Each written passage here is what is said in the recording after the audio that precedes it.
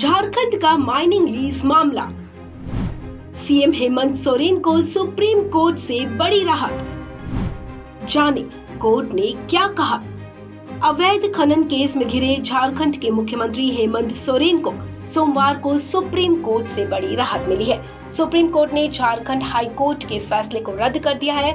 Supreme court ने हेमंत सोरेन के खिलाफ झारखंड हाई कोर्ट में चल रही खनन पट्टा मामले की सुनवाई निरस्त कर दी है। बता दें कि सोरेन और राज्य सरकार की अर्जी पर सुप्रीम कोर्ट ने ये फैसला सुनाया है।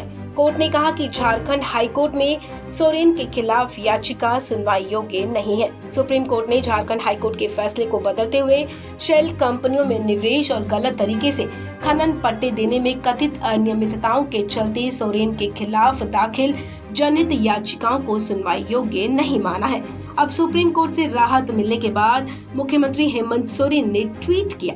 उन्होंने अपने ट्वीट में लिखा, सत्यमेव जयते। आपको बता दें, खनन विभाग का लीज आवंटित करने और उनके करीबियों के द्वारा शेल कंपनी में निवेश करने के खिलाफ दाखिल जनहित याचिका पर सुप्रीम कोर्ट ने कहा कि ये जनहित याचिका मेंटेनेबल नहीं है।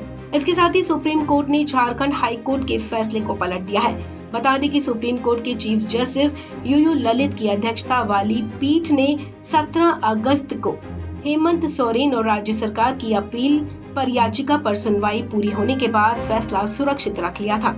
अगस्त में हुई सुनवाई में वरिष्ठ वकील कपिल सिब्बल ने हाईकोर्ट में दाखिल पीआईएल की मेंटेनेबिलिटी पर सवाल उठाए थे। उन्होंने कहा था कि पीआईएल डराने के लिए दाखिल की गई है। कोर्ट ने कहा था कि याचिकाकर्ता या फिर ईडी सोरेन के खिलाफ पहली नजर में केस स्थापित नहीं कर पाए। कोर्ट ने ईडी पर बड़े सवाल खड़े किए और कहा, आपके पास सोरेन के खिलाफ इतने सबूत हैं तो कार्रवाई करिए।